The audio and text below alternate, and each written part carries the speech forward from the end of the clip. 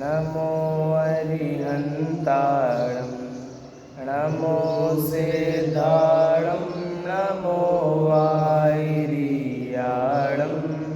नमो वज्रायाणं नमो लोये सवसाहुणम्। पूरा पढ़ेंगे। इसका अर्थ कर लिया था क्या मंगलाचरण का? तो अर्थ कर दें क्या आज? गुण स्थान ले लें। ठीक है चलो, एक छंद कर ले रहे मंगलाचरण। वंदो ज्ञानानंद कर नेमि चंद गुण गंध माधव वंदित विमल पद पुण्य पयो निधि नंद। यह जो मंगलाचरण है यह सम्यक ज्ञान चंद्रिका से लिया गया है। सम्यक ज्ञान चंद्रिका क्या है? गोमटसार जी की टीका है। किन्होंने की है? टोडरमल जी ने। टोडरमल जी ने गोमटसार जीवकांड, गोमटसार कर्मकांड, लब्धिसार, छपड़ासार, इन सब की जो टीका की उन सब का नाम है सम्यक ज्ञान चंद्रिका। हाँ, चार ही की मिला के। और उन्होंने त्रिलोकसार की टीका भी की है, लेकिन कहते हैं उसे सम्यक ज्ञान चंद्रिका में शामिल नहीं किया गया है ना। तो वो चार ग्रंथों की जो टीका है उसका नाम है सम्यक ज्ञान चंद्रिका। और उस सम्यक ज्ञान चंद्रिका में पंडित जी ने कई जीव ऐसे होते हैं जो कहते हैं, आप लोग ने पढ़ ली ना पूरी पीठिका, 10 दिन में पीठिका हुई थी मेरे ख्याल से इसमें। हाँ, पीठिका कहते हैं इसे। पीठिका मतलब होता है, देखो ना यही लिखा है सबसे ऊपर, वहीं लिखा है, उसी पेज पर लिखा था, उसी पेज पर लिखा था। हाँ, सम्यक ज्ञान चंद्रिका पीठिका मतलब पूरी टीका तो करेंगे, ग्रंथि करेंगे, लेकिन आचार्य जो टोडरमल जी हैं वो ये बता रहे हैं कि कई जीव कैसे होते हैं जो बोलते हैं कर्णानुयोग से अपने को क्या करना है। कर्णानुयोग से क्यों करना? आत्मा का ध्यान करो तो अपने आप प्रकृतियाँ बदल जाएंगी, तो हमें उसके ज्ञान से क्या करना है। इसलिए बताया था यहाँ पर कि नहीं, इसका ज्ञान भी आवश्यक है, तब जाकर हमें सर्वज्ञ पर श्रद्धा आती है। कोई धन का पक्षपाती है, कोई अध्यात्म का पक्षपाती है, यह सब बात इसमें आप लोगों ने पढ़ी होगी। तो मंगलाचरण जो भी हमने किया इसमें वंदो ज्ञानानंद कर। ज्ञानानंद कर मतलब क्या होता है? ज्ञान और आनंद को करने वाले, करने वाले मतलब देने वाले। कौन है ज्ञान और आनंद को देने वाले? नेमि चंद गुणकंद। नेमि चंद कौन हुए? नेमि चंद्राचार्य। नेमि चंद्राचार्य ने क्या क्या लिखा है? ये जितने भी ग्रंथ इनने टीका किए ना, ये सभी ग्रंथ किन्होंने लिखे हुए हैं? नेमि चंद्राचार्य ने। गोमटसार, जीवकांड, कर्मकांड, लब्धिसार, छपड़ासार, इन सबको किन्होंने किया है? नेमि चंद्राचार्य ने। नेमि चंद गुणकंद। गुणकंद यानी क्या होता है? कंद यानी समूह, गुण यानी गुण, तो गुणों के समूह, ऐसे नेमि चंद्राचार्य। और नेमि चंद्राचार्य इनकी सब पट्टावली होती है। पट्टावली मतलब किसके शिष्य कौन हुए, ऐसे करके जो क्रम होता है ना। तो वैसे ही माधव वंदित विमल पद, तो एक माधवाचार्य हुए हैं। माधवाचार्य कौन है? नेमि चंद्राचार्य के शिष्य हैं। कौन है? नेमि चंद्राचार्य के शिष्य। नेमि चंद्राचार्य ने त्रिलोकसार भी लिखा है। क्या लिखा है? नेमि चंद्राचार्य ने त्रिलोकसार भी लिखा है। त्रिलोकसार की टीका इन माधव चंद्राचार्य ने की है। क्या बोला? मूल ग्रंथ किसने लिखा है? मूल ग्रंथ लिखा है आचार्य नेमि चंद्र ने, उसकी टीका किन्होंने की है? माधवाचार्य ने। माधवाचार्य स्वयं में एक बहुत बड़े विद्वान थे, तो उनके द्वारा जो वंदित है, यानी माधवाचार्य तो बहुत पूजनीय है, और माधवाचार्य के भी द्वारा जो वंदित है, ऐसे कौन है? ऐसे नेमि चंद्राचार्य है। और वे कैसे हैं? पुण्य पयोनिधि नंद। पुण्य पयोनिधि, पयोनिधि मतलब क्या होता है? पयोनिधि मतलब होता है जहाँ पानी भरा हुआ हो, और पयोनिधि तात्पर्य है समुद्र से, है ना, सागर से। तो पुण्य के जो पयोनिधि है और ऐसे नंद है। नंद मतलब, हाँ, तो नंद तात्पर्य है एक प्रिय संबोधन जैसा है नंद। तो पुण्य पयोनिधि नंद यानी पुण्य के पयोनिधि। पुण्य मतलब वह वाला पुण्य नहीं, कौन सा? पुण्य पाप वाला। पुण्य मतलब क्या हुआ? शुभ, शुभ वाचक एक शब्द होता है, उसे पुण्य कहते हैं। आत्मा भी पुण्य है। आत्मा पुण्य कैसे है? क्योंकि पुण्य पाप दोनों को जब पाप कहते हैं तो पुण्य मतलब होता है पवित्र। तो आत्मा पुण्य और पाप दोनों से रहित ऐसा पवित्र होता है, इसलिए आत्मा क्या होता है? पुण्य होता है। बात ख्याल में आ गई? पुण्य मतलब क्या बताया? पवित्र चीज। तो पुण्य और पाप दोनों क्या है? मैल है, तो वो पाप हुए, और आत्मा कैसा हुआ? पुण्य हुआ। तो इसलिए ज्ञानानंद को करने वाले नेमिचंद आचार्य को वंदन कर रहे हैं, जो कि किसके शिष्य हैं? जिनके शिष्य हैं माधवाचार्य, ठीक है, जिनके, और इनके भी शिष्य हैं अभयनंदी आचार्य आदि, उनकी बात यहाँ पर नहीं है। तो माधवाचार्य वंदित, पहली बात। और दूसरी बात, इसका दूसरा अर्थ कैसे निकालते हैं आप भाई लोग देखना, बहुत बढ़िया निकलेगा। देखो, नेमी चंद्र से अपन नेमिनाथ भगवान को ले सकते कि नहीं ले सकते? बताओ। नेमी चंद्र से नेमिनाथ भगवान को ले लें अपन, तो वो भी कैसे हैं? ज्ञान आनंद कर है कि नहीं है? बताओ। ज्ञान और आनंद को करने वाले हैं। और माधव वंदित विमल पद, माधव वंदित मतलब अब अर्थ बदल जाएगा। ऊपर वाला जो पद है माधव वंदित विमल पद तो जो माधवाचार्य है उनके लिए है, ये खुद में विमल पद है। माधव वंदित मतलब क्या हुआ? माधव एक नाम है कृष्ण का, है कि नहीं? हाँ, वो तो बोल दो, इतना तो पता ही है अपने को, ये तो कोई बहुत ग्रंथों की बात थोड़ी है, तो बचपन से सुन रहे। तो माधव किनका नाम है? कृष्ण का। और नेमिनाथ भगवान और कृष्ण समकाल हैं, समकाल में हुए, और वंदन तो अपन भी कर रहे हैं उनको। भाई कृष्ण तो आदिनाथ को ही वंदन करते हैं, लेकिन फिर भी जोड़ा किन से जाता है? नेमिनाथ भगवान से, क्योंकि वो उनके साथ में हुए थे। उनको उनसे कंपटीशन की भावना भी आ गई थी, लेकिन अंत में तो हार माननी पड़ी थी। एक बार वो हरिवंश पुराण आप पढ़ेंगे तो उसमें भी आया कि एक बार राज्यसभा चल रही थी, और कौन कौन बैठे थे? 2 सिंहासन पर नेमिनाथ भगवान, मतलब नेमिनाथ राजकुमार, और कृष्ण जो अर्ध चक्रवर्ती होने वाले हैं, वे बैठे थे। तो दोनों, उनने बोला भैया देखें तो कौन ज़्यादा बलवान है। तो उनने बोला कि हमारा, जैसे अंगद का पैर होता है ना, वैसे उनने बोला आप हमारा सिंहासन हिला के बताओ, हमारे पैर की एक अंगुली हिला के बताओ। तो पूरा का पूरा बल लगा दिया उनने, किनने? कृष्ण ने। लेकिन नेमिनाथ भगवान का कुछ नहीं हिला पाए। तो वहाँ पर उनने उनकी हार मानी। लेकिन मानी जीव क्या होता है? झुकता नहीं है। तो फिर भी प्लानिंग कुछ ना कुछ करते रहे, लेकिन अंततः समोषण में आकर तो नतमस्तक होना ही पड़ा। तो इसीलिए माधव वंदित और विमल पद। तो इसके 2 अर्थ निकलेंगे, कौन कौन से? एक, यदि हम नेमी चंद्र का मतलब नेमी चंद्राचार्य लें तो माधव वंदित मतलब क्या होगा? माधवाचार्य। और नेमी चंद्र का मतलब यदि क्या लें? नेमिनाथ भगवान लें तो माधव मतलब क्या हो जाएगा? कृष्ण। ऐसा अर्थ इसका हो जाएगा। तो 2 अर्थ इसके हमारे निकल गए।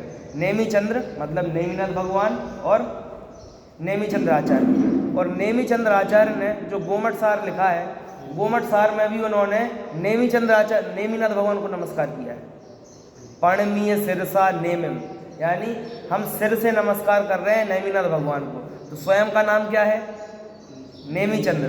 और किन को नमस्कार कर रहे हैं? नेमिनाथ भगवान को। क्यों? क्योंकि जिस मंदिर में वे बैठ के लिखते हैं उसमें जो प्रतिमा होती है उनको नमस्कार कर दिया जाता है। भले इतना महान ग्रंथ लिख रहे हैं, लेकिन फिर भी उन्होंने जिस मंदिर में होते हैं उनकी स्तुति करके अपना कार्य प्रारंभ करते हैं। इसलिए माधव वंदित, और माधव के द्वारा वे वंदित है। विमल पद पुण्य पयोनिधि नंद। इतना हमने अर्थ समझा। अब अपन अपने विषय पर आते हैं। Page number 30।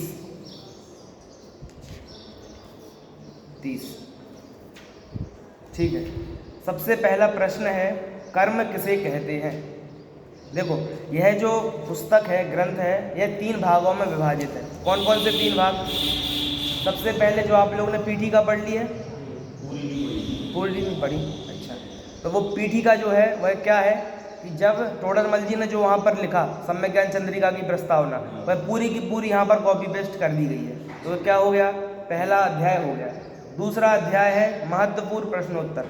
इसमें पारिभाषिक शब्द जो हैं, जैसे कि उदीर्णा किसे कहते हैं, है ना, क्षय उपशम किसे कहते हैं, तो एक एक शब्द की बस परिभाषा दी है। वह हो गया हमारा दूसरा अध्याय। और जब इन शब्दों का अर्थ अपने को समझ में आ जाएगा तो तीसरे अध्याय में फिर एक एक गुण स्थान का वर्णन किया है, वहाँ वो शब्द आएंगे तो बार बार नहीं समझाना पड़ेगा, इसलिए एक अध्याय अलग से बना दिया। तो अभी हम दूसरे अध्याय का स्वाध्याय प्रारंभ कर रहे हैं, जिसमें सबसे पहले पूछा है कर्म किसे कहते हैं। आप भाई लोग बता दो, कर्म किसे कहते हैं? कर्म किसे कहते हैं? हाँ, उनको कर्म कहते हैं। तो यहाँ जो कर्म की बात की गई है, इस 3 प्रकार के कर्म होते हैं, द्रव्य कर्म, नो कर्म, भाव कर्म। यहाँ कौन से कर्म की बात की गई है? ज्ञानावरणादि द्रव्य कर्मों की बात की गई है। कैसे पता चल रहा है? लिखा है ना पुद्गल, पुद्गल स्वयं अब किस रूप परिणमित होते हैं? कारमाण वर्गणारूप पुद्गल की विशिष्ट अवस्था को कर्म कहते हैं। देखो एक बात बहुत ध्यान देने योग्य है, 5 शरीर होते हैं। कितने शरीर होते हैं? 5 शरीर। कौन कौन से? कारमण, है ना। तो बताओ कौन कौन से ऐसे शरीर हैं जो संसारी जीव के हमेशा रहते हैं? संसारी जीव के हमेशा तेजस और कारमण। कब तक रहते हैं? कौन से गुण स्थान तक? 13वें की 14वें की 12वें? 14वें के अंत तक रहेंगे। क्यों? क्योंकि कर्मों की सत्ता तो 14वें गुण स्थान में भी है। कितने कर्मों की? 85 कर्मों की। 63 कर्म प्रकृतियों का नाश कर दिया है किसने? अरहंत परमेष्टि ने। बताओ छोटे छोटे से गुण स्थान है, 7वां, 8वां, 9वां, 10वां, 11वां, 12वां और 14वां, और 13वां गुण स्थान कितना बड़ा है? जितनी आयु बाकी है उतना। लेकिन अन्य सब गुण स्थानों में तो कर्म की विच्युति होती है, नाश होता है, लेकिन 13वें गुण स्थान में एक भी कर्म का नाश नहीं होता। क्या बोला? 13वें गुण स्थान में एक भी कर्म का नाश नहीं होता। जैसे किसी को छायक सम्यक दर्शन हुआ तो उनको 3 कर्म चले गए, 7 कर्म चले गए। कौन कौन से? मिथ्यात्व, सम्यक मिथ्यात्व, सम्यक प्रकृति और 4 अनंतानुबंधी। ऐसे ही 8वें गुण स्थान में, 9वें में हर एक में सत्ता चली जाती है, लेकिन 13वें में एक भी नहीं जाती। तो 12वें के अंत तक जितनी चली गई, कितनी चली गई? 63 प्रकृतियाँ। कितनी? 63 प्रकृतियाँ 12वें गुण स्थान के अंत में चली गई। और 13वें गुण स्थान में एक भी कर्म नहीं जाता। 14वें में भी शुरुआत में 13 पूरी 63 की 63 ही गई होती हैं, और 85 की 85 बाकी रहती है। और फिर क्या होता है? 14वें गुण स्थान का अंतिम समय, अंतिम समय में कितनी प्रकृतियाँ बचती हैं? केवल 13 प्रकृतियाँ बचती हैं। क्यों? क्योंकि 14वें गुण स्थान इतना है, मान लो एक अंतर्मूर्त का, तो 14वें गुण स्थान का अंतिम समय और उसका लास्ट सेकंड समय, पीछे से दूसरे समय में कितनी प्रकृतियाँ गायब हो जाती हैं? 72 प्रकृतियों का क्षय हो जाता है। कौन से समय में? 14वें गुण स्थान के द्विचरम समय में। द्विचरम मतलब क्या होता है? पीछे से दूसरा। समझ में आई बात? क्या समझ में आई? 12वें गुण स्थान के अंत तक कितनी प्रकृतियाँ चली जाती हैं? आप लोग बोलोगे तो याद रहेगा, 63 प्रकृतियाँ। नीरज जी की क्लास चली ना, तो आप लोग को तत्वार्थ सूत्र के सूत्र जो भी याद है, हमें पता है आपने घर पे याद नहीं किए। वो जो यहाँ पाठ करवाते थे ना, तो एक एक से करवाते होंगे, बार बार करवाते होंगे, उतने में याद हो गए, अलग से नहीं किए किसी ने किए तो अच्छी बात है। तो आप लोग बोलोगे ना तो याद रह जाएगा। तो 12वें गुण स्थान के अंत में कितनी प्रकृतियाँ चली जाती हैं? 63 चली जाती है। कितनी बचती हैं? 85, 85 बचती हैं। पूरे 13वें गुण स्थान में 85 की 85 रही आती है। और फिर 14वें गुण स्थान के लास्ट सेकंड समय में कितनी चली जाती हैं? 72 प्रकृतियाँ चली जाती हैं। तो कितनी बचती हैं? लास्ट समय में 13 बचती हैं। और लास्ट समय में 13 की 13 भी चली जाती हैं, और वो जीव ऊर्ध्वगमन करके ऊपर जाकर सिद्धालय के भी ऊपर तनुवातवलय के अंत में विराजमान हो जाते हैं। ठीक है, तो कैसे हुआ प्रकृति का बंटवारा? पहले 63 गई, फिर 72 गई, और फिर 13 जो बची थी वो गई। इतना विशेष रखना कि 13 जो प्रकृतियाँ है ना, उसमें तीर्थंकर प्रकृति भी हो सकती है। तो जो जीव तीर्थंकर नहीं होते हैं उनकी तीर्थंकर प्रकृति होती नहीं है। तो इसलिए जिसकी जो होती है वही बस लगाना। ये तो एक सामान्य नियम आपको बता दिया। तो अब तेजस कारमण शरीर हमेशा होता है। और कौन से शरीर हमेशा होते हैं बताओ? तेजस कारमण के अलावा अनादिकाल से कौन सा शरीर मिला है बताओ? अनादिकाल से, यानी मान लो वो निगोद से नहीं निकला। चाचा जी, निगोद से नहीं निकला, कौन सा शरीर होगा? औदारिक शरीर होगा। औदारिक क्यों होगा? देखो 4 गतियाँ होती हैं। कौन कौन सी? देवगति, नरक गति। मतलब देखो तत्वार्थ सूत्र के क्रम से चलो, अपन सबसे पहले जाते हैं नरक गति पर। नरक गति का नाम सबसे पहले लेते हैं, फिर उससे कुछ ऊपर त्रेंच गति, उससे कुछ ऊपर मनुष्य गति, और फिर देवगति। तो जो देवगति है और नरक गति है, इनमें कौन सा शरीर होता है? कौन सा होता है? वैक्रियक शरीर। और मनुष्य और त्रेंचों के कौन सा शरीर होता है? औदारिक। औदयिक नहीं, और औदयिक मतलब क्या हो जाएगा? भाव हो जाएगा। यानी जो उदय से हो औदयिक। तो 5 ही के 5 शरीर कैसे हैं? औदयिक हैं। औदयिक मतलब उदय से ही तो हो रहे हैं, इसलिए 5 शरीर कैसे हैं? उदय से हो रहे हैं, इसलिए वे कैसे हैं? औदयिक है। ठीक है, पांचों शरीर की बात हो गई और एक रह गया आहारक शरीर। आहारक शरीर कब होता है? हाँ बोलिए, आप बोलिए। हाँ, जो पुतले वाली बात सुनी ना अपन ने, तो पुतला जो है वो जिनके मस्तिष्क से निकलता है, तो आहारक शरीर जो है ना वो छठवें गुण स्थान में प्रयोग हो सकता है। कौन से गुण स्थान में? छठवें गुण स्थान में। कहने का मतलब है कि जो मुनिराज सातवें गुण स्थान में गए उनको तो आहारक शरीर बंधता है। बंधता है मतलब कर्म पहले बंधेगा फिर उदय में आएगा। क्या बोला? कर्म पहले बंधेगा फिर उदय में आएगा। आप बताओ, आपको कितने शरीर की सत्ता है? अभी 5 शरीर होते हैं ना, तो सत्ता मतलब कर्म कितने हैं अपने पास? तो कौन कौन से शरीर के कर्म अब हमारे पास हैं बताओ?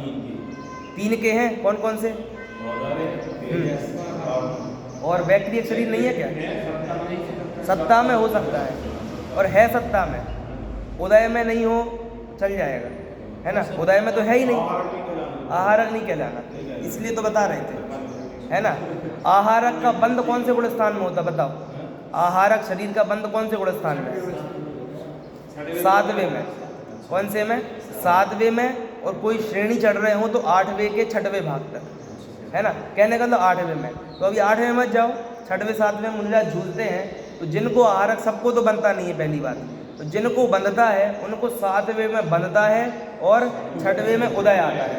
उदय करना चाहे तो, है ना, वह इच्छापूर्वक ही होता है ना? ध्यानपूर्वक होगा, मतलब बुद्धिपूर्वक। लेकिन होगा कैसे? होगा सहज बंधेगा और उदय में वो बुद्धिपूर्वक उसको ला सकते हैं। ऐसा नहीं है कि हमें भैया कौन सा शरीर मिल गया, औदारिक मिल गया तो ऐसे ही उनको भी हो जाएगा। वो बुद्धिपूर्वक वाला कार्य होता है वहाँ पर। ठीक है, तो हमें कितने शरीर की सत्ता है? 4 शरीर की सत्ता हमें है। इसमें से उदय कितनों का है? 3 का है। और बंध कितने रहे हैं? बंध कितने रहे हैं? 4 बंध रहे हैं। बंध सकते हैं ना अलग अलग समय पर, भाई कोई अंतर्मूर्त में कोई बंध गया, कोई अलग अलग भी बन सकते हैं, ऐसा हो जाता है। ठीक है, इतनी हमारे सत्ता है। इसमें से हम जो बात करने जा रहे हैं वह करने जा रहे हैं कार्मण शरीर की। किसकी कर रहे हैं? कार्मण शरीर की। कार्मण शरीर मतलब क्या?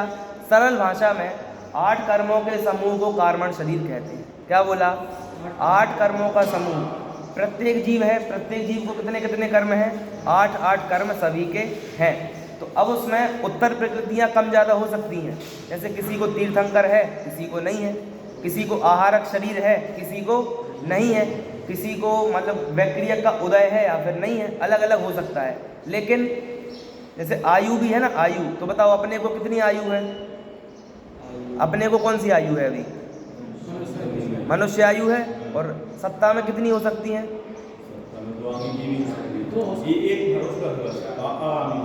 आगामी। तो आयु कर्म 4 होते हैं। सत्ता में अधिक से अधिक कितने हो सकते हैं? आयु कर्म सत्ता में अधिक से अधिक कितने हो सकते हैं बताओ? सत्ता तो अनंत हो सकते हैं। अनंत तो कर्म के प्रदेश हो सकते हैं। अभी तो प्रकृति पूछ रहे हैं, जैसे मनुष्य आयु है तो अपने को हर समय उसके अनंत निषेक वो तो फिर 4 हो सकते हैं, 4 गति में जहाँ जहाँ जा सकता है तो वहाँ तक ही जा सकते वाली बात नहीं है।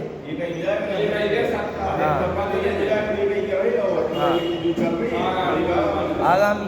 तो कहने का मतलब है आयु कर्म 4 होते हैं और आयु कर्म 4 में से एक जीव के मिनिमम एक तो रहेगा ही रहेगा, कम से कम एक तो रहेगा। और अधिक से अधिक कितने बता रहे आप लोग? 2। कितने? हाँ हाँ एक साथ दो का बनता नहीं है। हाँ, नहीं होता है, आगामी का हो और जब तक बंद नहीं हुआ तो एक का है ना? तो इसीलिए 4 आयु कर्म होते हैं। और गतियाँ जो है ना, गति और आयु में अंतर है।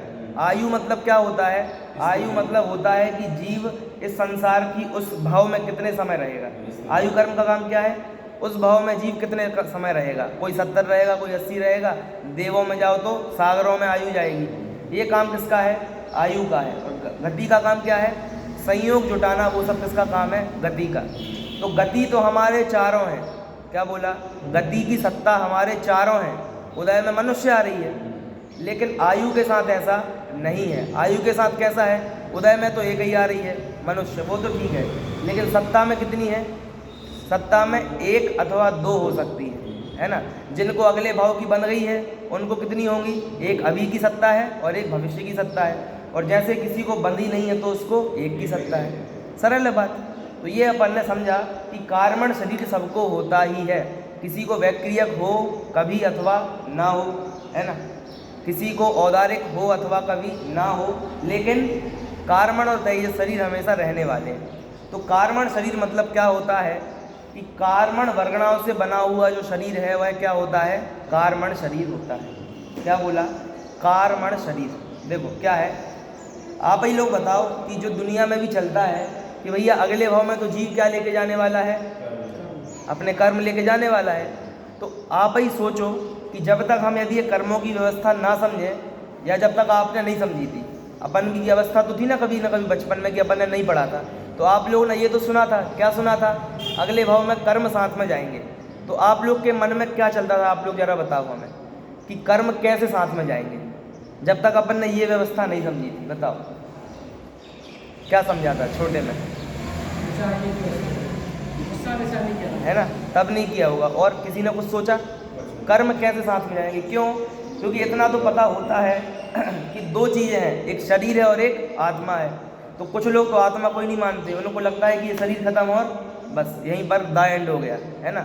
कुछ लोग आत्मा को मानते हैं, तो वो इतना तो मानते हैं कि शरीर यहीं पड़ा रह गया और आत्मा जो है वह कपड़े बदलता है। जिस प्रकार व्यक्ति कपड़े बदलता है, उसी प्रकार आत्मा है वह शरीर बदलता है। उदाहरण है कि भाई कपड़े तो रोज़ बदलते हैं, लेकिन मैं तो वैसे ही रहता हूँ, वैसे ही शरीर बदलते जाते हैं और मैं तो वैसे ही रहता हूँ, इतना तो मानते हैं। लेकिन उनसे पूछे कि आत्मा है जैसे, तो आपकी भी आत्मा वैसे ही है, आपकी भी वैसे ही है, तो फिर कर्म अलग अलग कैसे हो सकते हैं, कभी विचार करने जैसी बात है। तो ये उसका उत्तर देते हैं, क्या देते हैं कि कार्मण शरीर जो है वे सबके होते तो हैं समान, कि आपके भी है, आपके भी है, 14वें गुण स्थान में भी है, 14 होते ना गुण स्थान, सभी गुण स्थान में कार्मण शरीर होता है, लेकिन सबके अलग अलग कर्म बंधते हैं अलग अलग भावों से। तो सब जीव एक से भाव करते हैं क्या, सब एक से भाव नहीं करते। तो कर्म की परिभाषा क्या दी कि भावों के अनुसार जो द्रव्य कर्म बंधे वे द्रव्य कर्म है। बताओ द्रव्य कर्म कैसे बंधते, कभी आपने आँख से देखे, बताओ कभी देखे कैसे बनते हैं। मैं यहाँ बैठा हूँ ना, तो जितने आकाश को मैंने घेर रखा है, कितने आकाश को घेर रखा है, इतना एरिया जितने बैठा हूँ, आपने उस आकाश को घेर रखा है, अपन ने तो थोड़ा थोड़ा एरिया घेर रखा है। लेकिन जो कर्म है ना, जिन्हें हम कार्मण वर्गणा कहते हैं, वे पूरे 3 लोक में भरे हुए हैं। कहाँ भरे हुए हैं, पूरे 3 लोक में। यहाँ खाली जगह है, स्पेस, यहाँ भी भरे हैं, एक पिलर जो भरा हुआ है ठोस, इसमें भी भरे हुए हैं, है ना। कोई भी जगह ले लो, पूरे में क्या है, कार्मण वर्गणाएं भरी हुई हैं। लेकिन वे कर्म नाम कब पाएंगे, बताओ, कार्मण वर्गणा पूरे में भरी है कि नहीं भरी, इतना तो मानो आप कि भरी हुई है।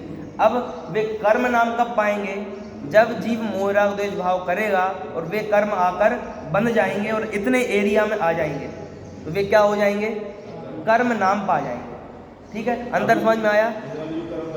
हाँ हाँ हाँ, देखो क्या है, दो संबंध होते हैं। एक होता है तादात्म्य संबंध, 3 संबंध समझो अभी आप। एक होता है तादात्म्य संबंध, एक होता है संयोग संबंध और एक होता है एक क्षेत्र अवगाह संबंध। 3 संबंध आए। देखो सबसे पहला है संयोग संबंध, बहुत सरल है। क्या है, जैसे कि ये 2 चीज़ें हैं, तो एक यहाँ पर रखी है और एक यहाँ पर रख गई, इन दोनों का क्या हो गया, संयोग हो गया।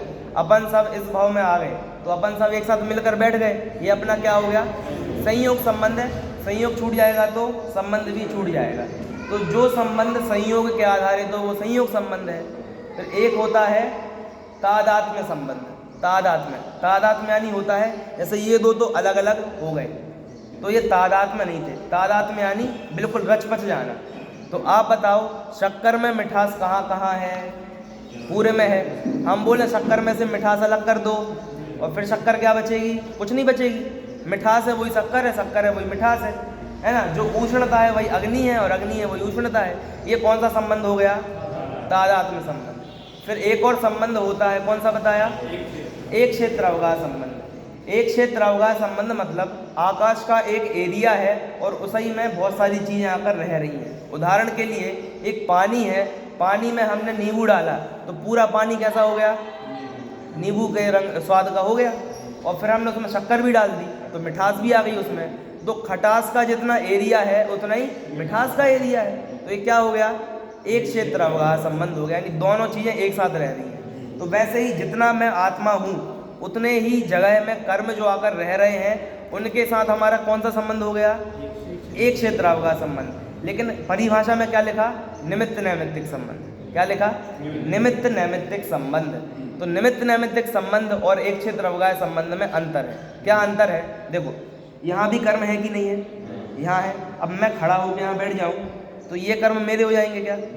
ऐसा नहीं होगा। जो कर्म अभी मेरे साथ हैं वे भी मेरे साथ चल के यहाँ तक आएंगे। जैसे शरीर आ रहा है ना, जो दिख रहा है, ऐसे ही जो नहीं दिख रहा है ऐसा कार्बन शरीर भी मेरे साथ आएगा। तो ये जो मेरे साथ आ रहे हैं इनके साथ मेरा एक क्षेत्र अवगाह संबंध तो है ही, निमित्त नैमित्तिक संबंध भी है, क्योंकि मैंने जो भाव किए उसके कारण ये मेरे से बंधे। तो निमित्त नैमित्तिक भी है और एक क्षेत्र अवगाह है, एक ही क्षेत्र में अवगाह है, यानी आवास कर रहे हैं। ठीक है। और जो छूट जाते हैं, जैसे यहाँ भी कुछ कर्म हैं और मैं यहाँ से उठ के वहाँ चला गया तो कुछ कर्म तो यहाँ भी छूट जाएंगे ना। वे कर्म के साथ अपना कौन सा संबंध है? अभी केवल संयोग बोल दो आप या एक क्षेत्र अवगाह बोल दो, क्योंकि संयोग भी दो प्रकार का है कि भैया बाजू बाजू में, जैसे दो चीज़ बाजू बाजू में और एक के अंदर एक, मतलब वैसे मिक्स होकर जो रहे, तो संयोग वैसा भी होता है। तो एक क्षेत्र अवगाह संबंध है और जो हमारे साथ चलने वाले हैं उनके साथ हमारा कौन सा संबंध है? एक क्षेत्र अवगाह प्लस निमित्त नैमित्तिक। समझ में आ गई बात? तो जो हमारे साथ चलने वाले हैं वे तो कौन से हो गए? निमित्त नैमित्तिक प्लस एक क्षेत्र अवगाह। और जो यहीं छूट जाने वाले हैं वे कौन से हैं? तो देखो ना, यहाँ जो छूट जाने वाले हैं वे तो है कार्मण वर्गणाएं। क्या है? लेकिन वे कर्म नहीं है। अंतर समझना दोनों में, कार्मण वर्गणाएं और कर्म में क्या अंतर है? हाँ, साथ में जाते हैं। जो मेरे साथ बन गए हैं, जो मेरे भाव के कारण मेरे संयोगी हो गए हैं, वे तो है कर्म, और वे भी वर्गणाएं तो अंदर भी हैं, वे वर्गणाएं भी हैं प्लस कर्म है। क्या है? वर्गणाएं प्लस कर्म वो है। लेकिन जो मेरे से संबंध नहीं है, किसी से संबंध नहीं है, जो खुले छूटे पड़े हैं, किसी जीव से संबंध नहीं रखा है, वे कौन है? वे केवल वर्गणाएं हैं, वे कर्म नहीं है। क्योंकि कर्म कब बोलेंगे? जब निमित्त नैमित्तिक संबंध पा जाएंगे तो कर्म नाम पा जाएंगे। बात समझ में आ गई? क्या क्या समझ में आया? कार्मण शरीर, कार्मण वर्गणाएं, कर्म, इनमें अंदर समझना है। तो कार्मण वर्गणाएं जो खुली हुई पड़ी हैं, जिनके साथ कोई हमारा संबंध नहीं है, किसी जीव का संबंध नहीं है, वे क्या है? वे केवल कार्मण वर्गणाएं हैं। फिर उन्हीं वर्गणाओं के साथ हमारे भाव जुड़ गए और वे हमारे साथ आ गई। अब अपने को उदय दे के बाहर निकलेंगी। जैसे आज अपन ने बांधा पुण्य कर्म स्वाध्याय करके, तो ये भविष्य में उदय देगा, तब वे अपन से निर्जरा हो जाएंगी, अलग हो जाएंगे। तब तक आज से लेकर उस तारीख तक वे हमारे साथ कौन से संबंध में रहेंगे? कर्म, यानी निमित्त नैमित्तिक संबंध के कारण वे ही वर्गणाएं क्या हो जाएंगी? कर्म नाम पा जाएंगी। और यह जो समूह बन गया है, इस समूह का नाम क्या हो जाएगा? कार्मण शरीर। ठीक है। तो वर्गणाओं का समूह क्या हो गया? कार्मण शरीर हो गया। इतनी सी बात है। कर्म समझ में आ गए, कार्मण वर्गणा समझ में आ गई, कार्मण शरीर समझ में आ गई। अब देखो, सबसे पहली बात है, ये कर्म हमें बंधे। क्या हुए? बंधे। अब बताओ, बंधे तो हमारे साथ रहेंगे कि नहीं रहेंगे? हमारे साथ रहेंगे। कब तक साथ रहेंगे? कब तक निर्जरा नहीं होगी? निर्जरा समझ गए ना भैया? निर्जरा मतलब झड़ जाना। तो कब झड़ेंगे? जब तक उदय नहीं देंगे। और उदय भी कब देंगे?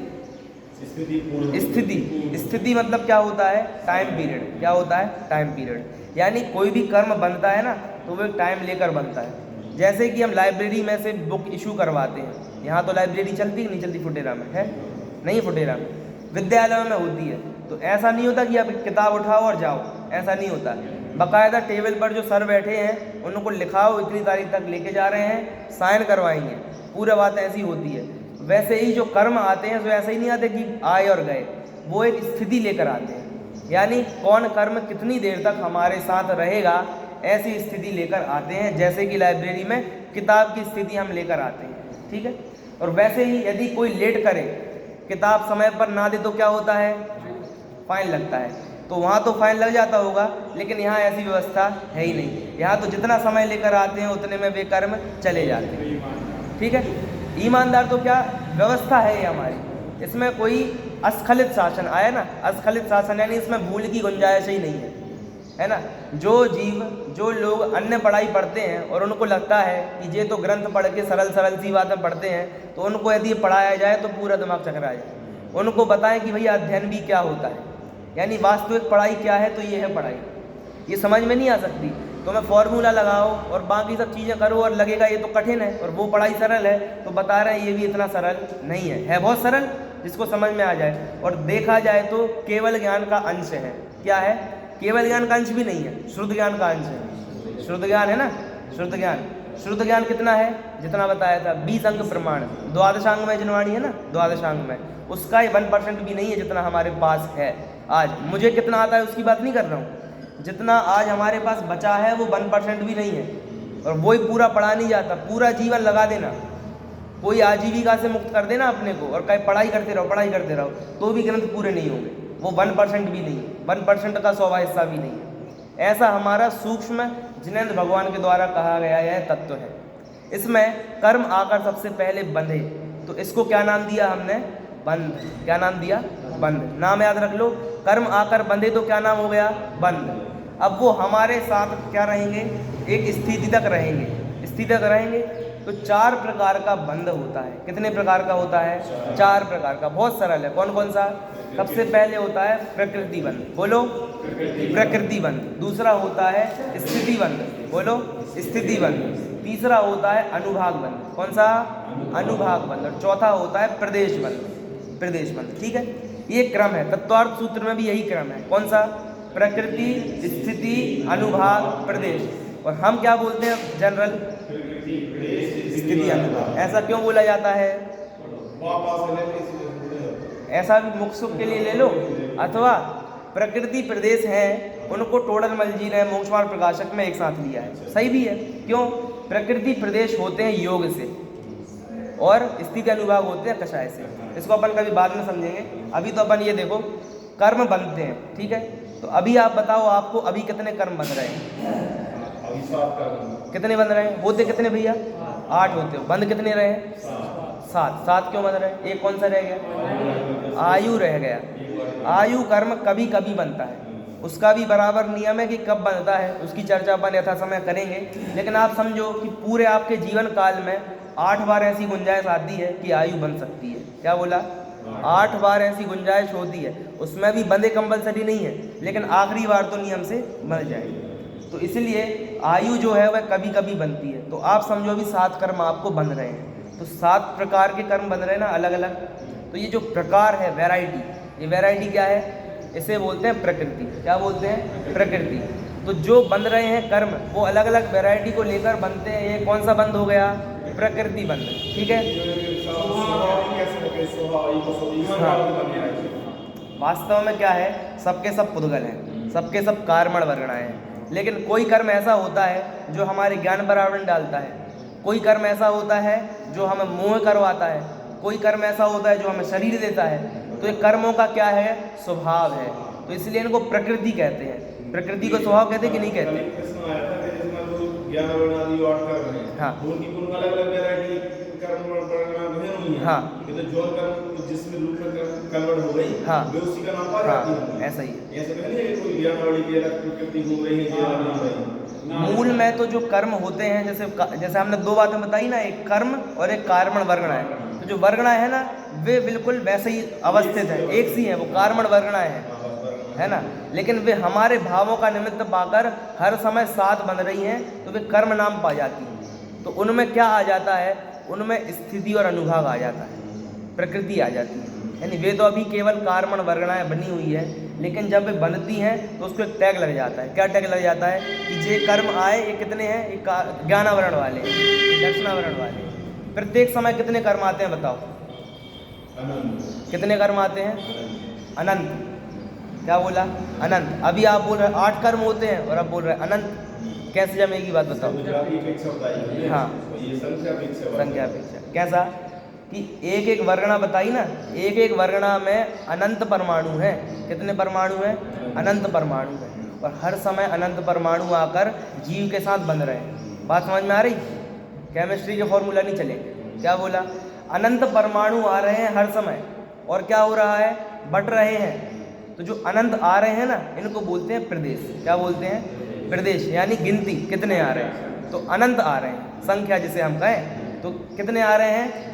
अनंत आ रहे हैं, बताओ अनंत आ रहे हैं, और अनंत आ रहे हैं बट रहे हैं वो अलग अलग। तो बटने को क्या बोलते हैं? प्रकृति, है ना। अपन भी बोलते हैं भैया इस जीव की प्रकृति कैसी है, थोड़ा गर्म प्रकृति का है, गुस्सैल है। प्रकृति मतलब स्वभाव। तो वैसे ही एक एक कर्म होते तो सब एक से हैं पहले, लेकिन कर्म बन कर वे अपनी अपनी प्रकृति उनकी अपने आप हो जाती है। जीव के हाथ में कुछ नहीं है, उनके हाथ में भी कुछ नहीं है, सहज परिणामन ऐसा होता है।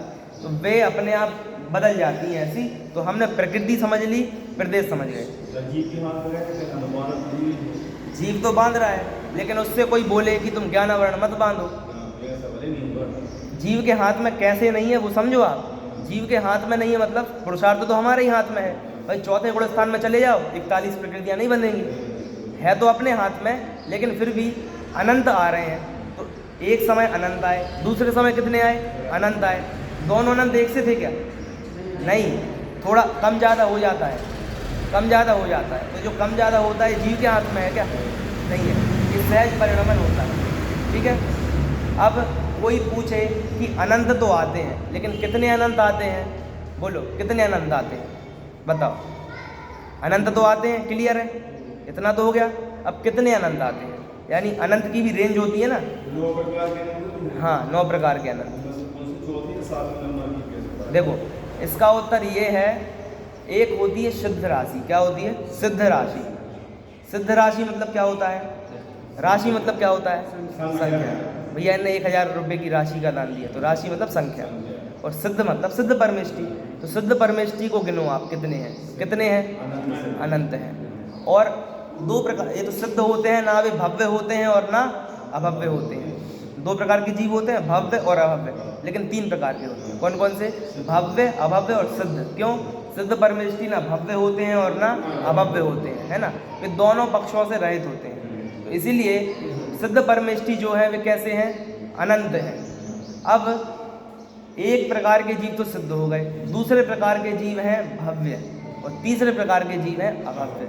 तो सिद्ध राशि जितनी है उससे भव्य ज़्यादा है कि कम है, आप बताओ मुझे। अभव्य मतलब होता है जो मोक्ष नहीं जाएंगे।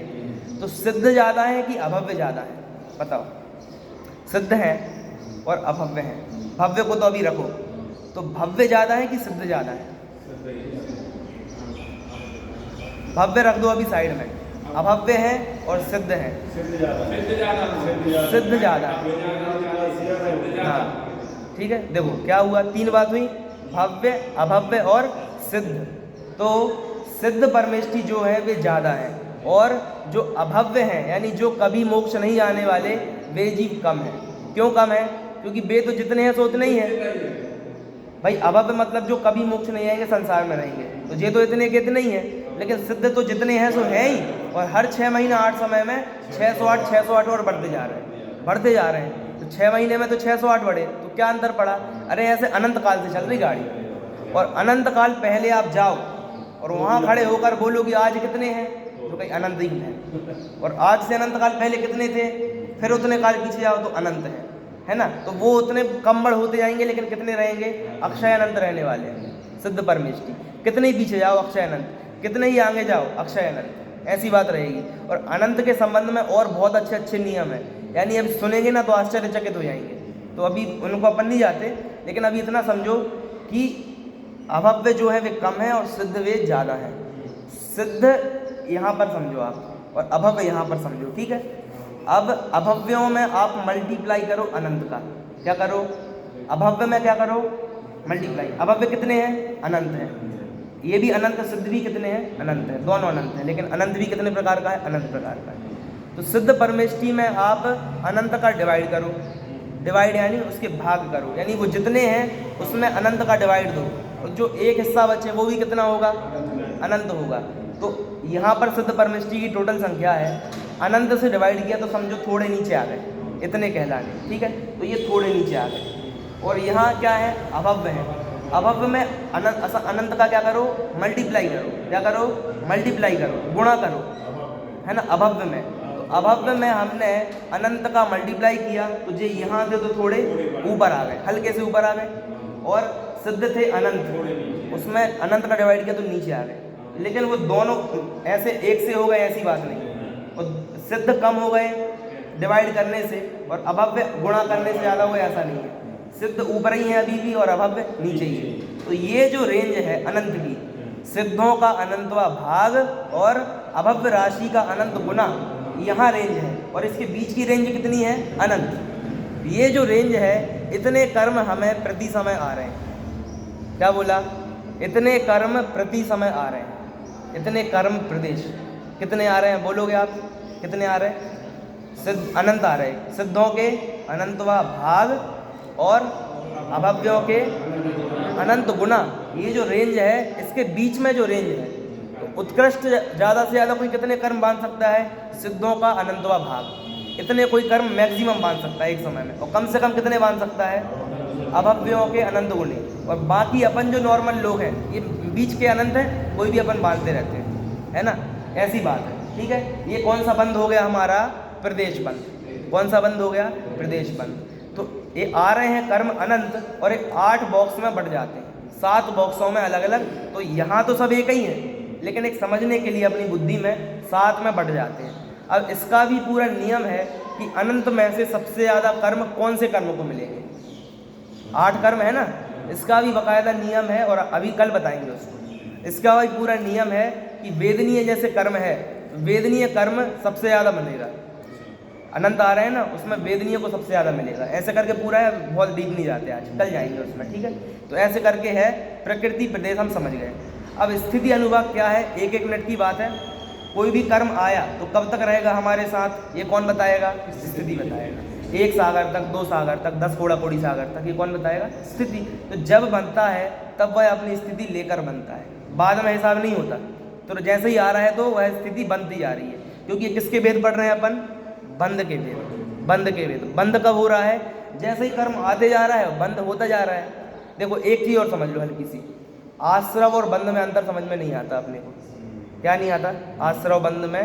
तो ये कर्म आ रहे हैं तो आप तो इसे बंद बोल रहे हो, और हमने कर्मों के आने को क्या पढ़ा है? आश्रव। इतनी सी बात है। जैसे अपन मार्केट में गए और हमारे पास थैला है। क्या है? थैला है।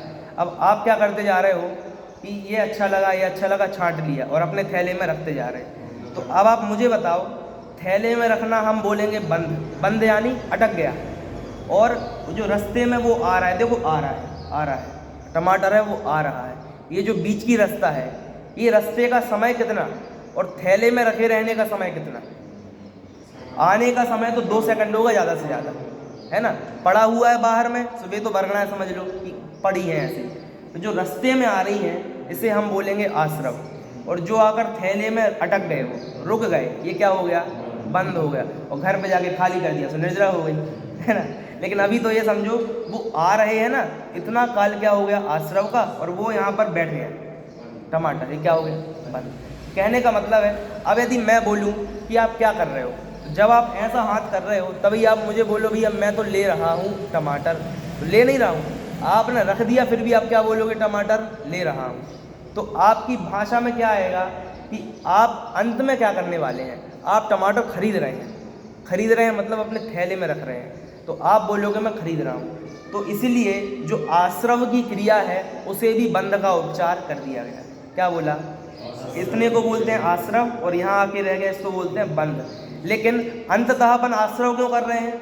मतलब अपन नहीं कर रहे हैं, वो जो हो रहा है वो किस लिए हो रहा है? बंद के लिए, कि बंधेगा आकर। तो जो बंधेगा आकर ये आश्रव है, तो इसलिए हम आश्रव को भी क्या बोल देते हैं? बंद बोल देते हैं। तो इसलिए कर्म आ रहे हैं तो प्रकृतियों में आ रहे हैं, अनंत प्रदेश आ रहे हैं, कितने समय के लिए आ रहे हैं वो भी अभी डिसाइड हो रहा है। होगा तो बंद हुआ ही नहीं, ऐसा 13वें गुण स्थान में ऐसा नहीं हो। हर बात अभी बता देंगे पहले दिन तो थोड़ा वैसे हो जाता है, सामान्य सामान्य, क्योंकि क्या है वो एक प्रकृति की बात है। कौन सी? सातावेदी।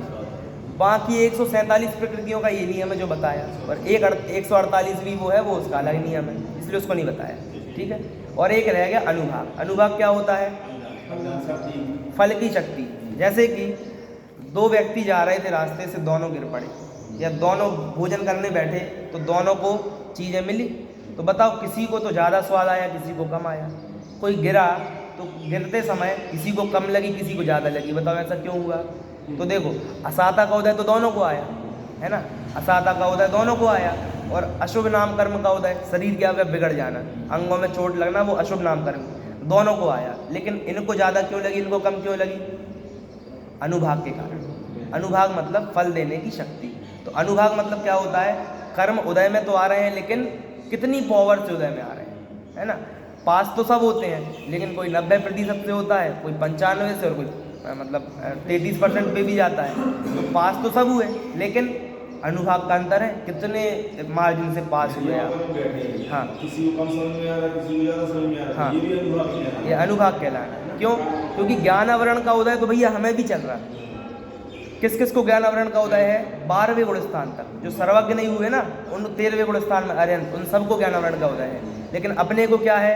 ज़्यादा अनुभाग में उदय है ना। और अपने में भी किसी को कम समझ में आ रहा है तो ज़्यादा उदय है, इसलिए कम ज्ञान है ना। ऐसी बात लेना। बात क्लियर हो गई। और एक बात और कि ज़्यादा कर्म उदय में आए, ज़्यादा प्रदेश बताए ना अभी जो, तो उदय में जैसे ये तो बंधने का बताया, तो उदय में भी ऐसे ही आएंगे। तो उदय में ज़्यादा प्रदेश आए तो जीव को ज़्यादा फल लगे, ऐसा नहीं होता।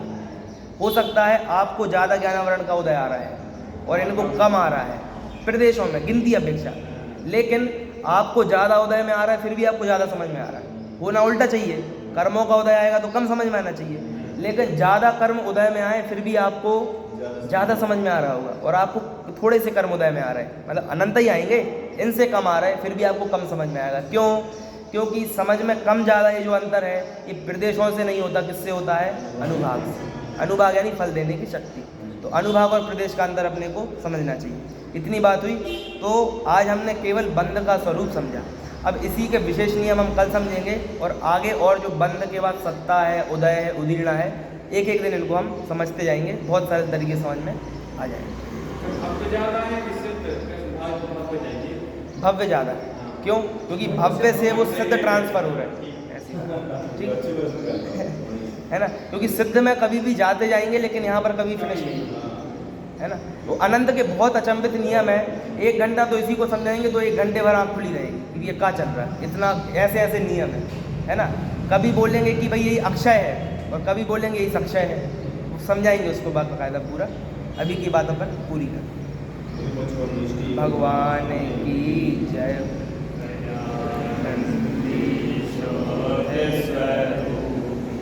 अविनाशी हूँ आत्मस्वरूप, सहजानंदी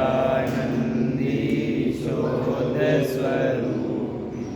अविनाशी हूँ आत्मस्वरूप, सहजानंदी शोध स्वरूप। अविनाशी धर्म की को ये सूर्य चंद्र भी नहीं मिटा सकते माता, तू क्षण भर में उसे मिटाती, तू है सच्ची ज्योति दाता। ओ तम अनुपम ज्योतिमयी, तू तेरे बिन सब अंधारो। नमो तू ही सबसे प्रदाता, तुझसे सब मिट जाता सो।